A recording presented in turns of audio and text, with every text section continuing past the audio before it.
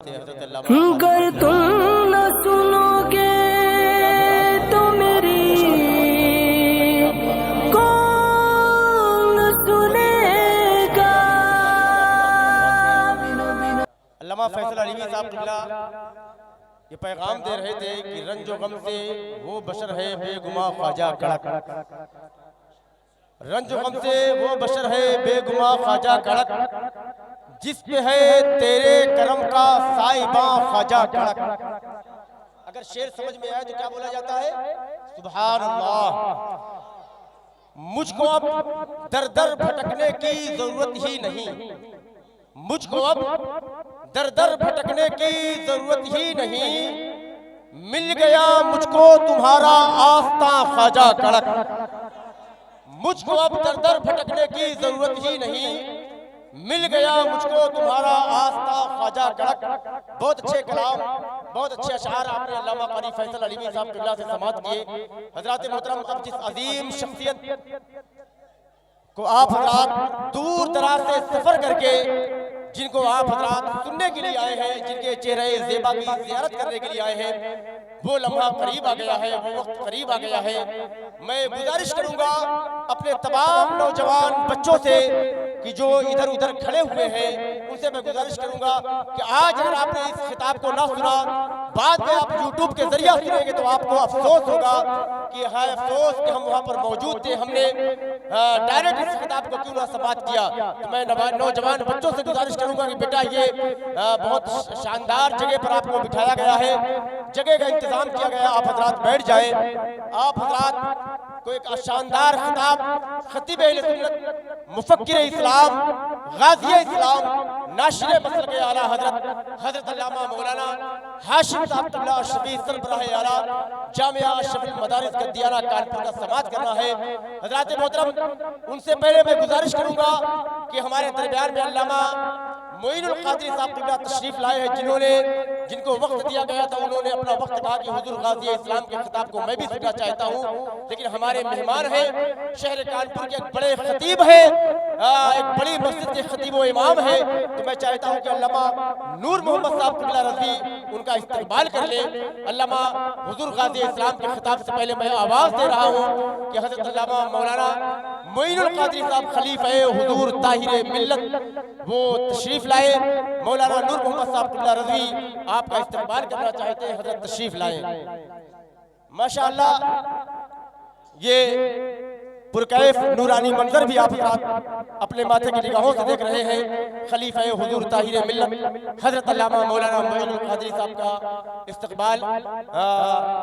بابا غلام محمد صاحب اشرفی صاحب کے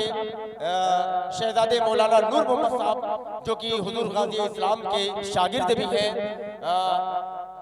جامعہ اشرف المدارس قدیانہ سے ان کی فراغت حاصل ہوئی ہے۔ الحمدللہ علاقے کے اندر، شہر کانپور کے اندر دین و سنیت مسلک اعلیٰ حضرت کے فروغ کے لیے ہم وقت کوشاں رہتے ہیں، جن کی کوششیں آپ حضرات کی نگاہوں کے سامنے ہیں۔ اور ہمارے درمیان میں آل انڈیا غریب نواز کونسل کے ایک اہم رکن نے، اس کے جنرل سیکریٹری جناب حافظ و قاری منہاج صاحب قبلہ قادری رضوی ازہری، وہ بھی یہاں پر تشریف فرما ہے، ان کا بھی استقبال سماعت کی۔ حضرات محترم، جو لوگ کھڑے ہیں میں ان سے تھوڑی سی گزارش کروں گا،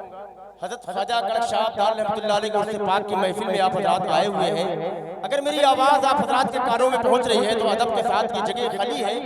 بابا غلام محمد اشرفی صاحب نے بہت اچھا انتظام آپ کے لیے کیا ہے، سردی کے موسم میں دیکھیں بہترین گدے وغیرہ کا انتظام کیا، آپ حضرات بیٹھ جائیں۔ محفل میں حضور کی میلاد کی محفل میں بیٹھے ہوئے ادب کے ساتھ بیٹھے، انشاءاللہ بہت اچھے کلام آپ حضرات کو سماعت کرنا ہے، بہت اچھا خطاب آپ حضرات کو سماعت کرنا ہے۔ آئیے، میں چاہتا یہ ہوں کہ ابھی تک جو چیزیں آپ حضرات نظم میں سماعت کر رہے تھے، نثر میں ملاحظہ کرنے کے لیے تیار ہو جائے۔ صرف اور صرف 10 منٹ کے لیے ہمارے اور آپ کے درمیان میں خطیب اہل سنت حضرت علامہ مولانا نادر حسین صاحب قبلہ الہ آباد کی سرزمین سے جو تشریف لائے ہیں، وہ آپ کے سامنے روبرو ہو رہے ہیں۔ ان سے انشاءاللہ 10 منٹ آپ ان سے خطاب سماعت فرمائیں۔ آئیے حضرت کا استقبال نعرہ تکبیر سے کر لے۔ سارا مجمع میرے ساتھ میرے نعرے کا محبت کے ساتھ جواب دے، نعرہ تکبیر۔ ہماری آواز تو تیز ہے، آپ کی آوازیں دھیمی ہو گئی،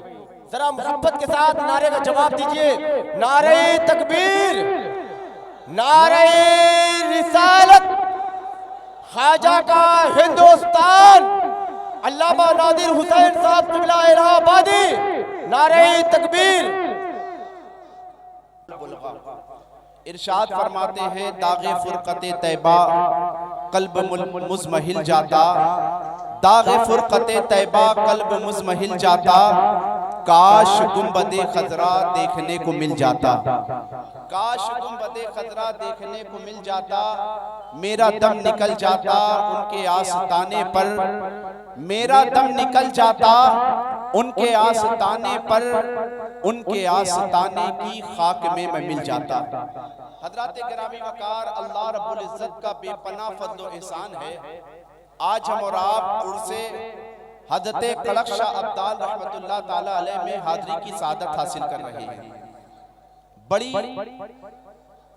مسرت کی بات ہے، ہمارے لیے سب سے زیادہ بڑی بات یہ ہے کہ ہم اور آپ کسی بھی بزرگ کی محفل میں جائیں، بزرگ کی محفل میں عرس کی تقریبات میں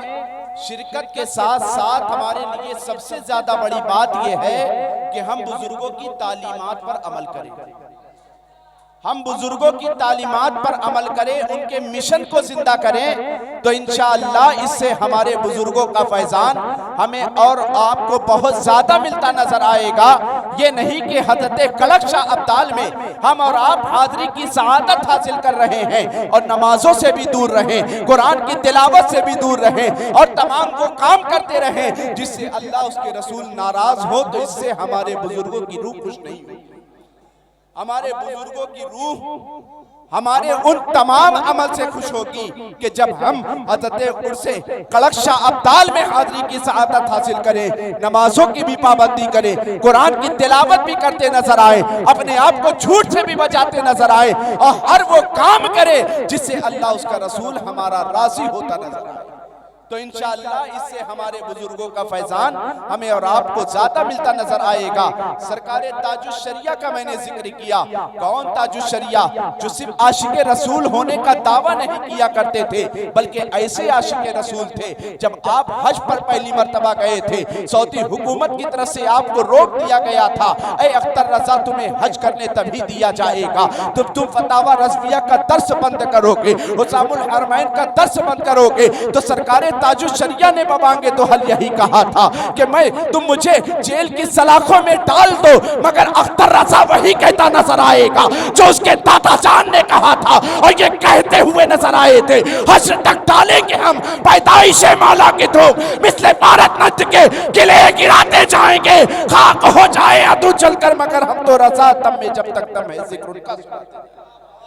ہم اور آپ صرف عاشقی کا دعویٰ کیا کرتے ہیں مگر بزرگوں کی تعلیمات سے دور رہا کرتے ہیں۔ میرے بھائی، عشق ہو تو سرکار تاج الشریعہ کی طرح جب پہلی مرتبہ حج سے آپ واپس آ رہے تھے، حج نہیں کرنے دیا جا رہا تھا، آپ صفا مروہ کی سعی نہیں کر پائے تھے، آپ نے یہ کلام لکھا تھا کہ داغ فرقت طیبہ قلب مزمحل جاتا، کاش گنبد خضرا دیکھنے کو مل جاتا، میرا دم نکل جاتا ان کے آستانے پر، ان کے آستانے کی خاک میں میں مل جاتا۔ جب سرکار تاج الشریعہ ہندوستان کی سرزمین پر واپس آئے ہیں، دل میں یہی تمنا ہے کہ کاش آقا کا روضہ دیکھ لیتا۔ اچھے سچے عاشق تھے اور ایسے عاشق تھے کہ دوبارہ مدینے والے آقا کی بارگاہ میں ان کا بلاوا آیا ہے تو یہ کہتے نظر آ رہے ہیں کہ جہاں بانی عطا کر دے، بڑی جنت ہبا کر دے، نبی مختار کل ہے جس کو جو چاہے کچا کر دے، جہاں میں ان کی چلتی ہے وہ تب میں کیا سے کیا کر دے، زمین کو آسما کر دے، سوریا کو سرا کر دے۔